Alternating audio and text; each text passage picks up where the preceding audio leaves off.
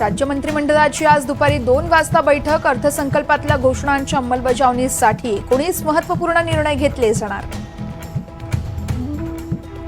पुणे पुरुष अपघात प्रकरणी अल्पवयीन आरोपीने लिहिलाय निबंध। बाल न्याय मंडळापुढे सादर केलाय 300 शब्दांचा निबंध। हिंगोलीत उद्या मनोज जरांगेंच्या उपस्थितीत मराठा आरक्षण जनजागृती शांतता रॅली। 200 भोंगे तयार। 2 ते 3 लाख मराठा बांधव सहभागी होण्याचीही शक्यता। छत्रपती संभाजीनगरमध्ये विमा कंपनीनं 70% शेतकऱ्यांचे दावे फेटाळले। नुकसान होऊनही अनेक शेतकऱ्यांना मदत नाही। विधान परिषदेचे अर्ज मागे घेण्याचा आजचा शेवटचा दिवस। 11 जागांसाठी 12 उमेदवारांचे अर्ज दाखल। निवडणूक बिनविरोध होणार की नाही अद्यापही अस्पष्ट।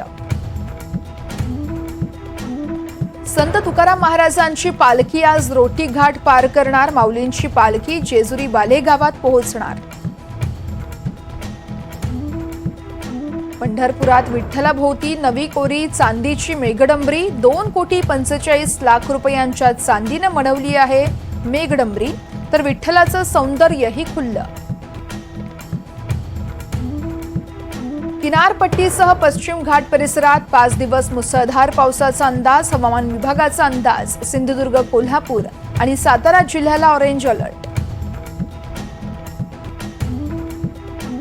राहुल गांधी हाथरस चेंगराचेंगरीतील पीडितांच्या भेटीसाठी अलीगडमध्ये जखमींची केली विचारपूस। हाथरसमध्ये मृतांच्या कुटुंबियांची घेतली भेट।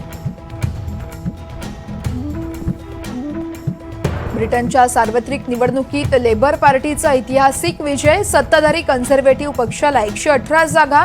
ऋषी सुनक उद्या पंतप्रधान पदाचा राजीनामा देणार।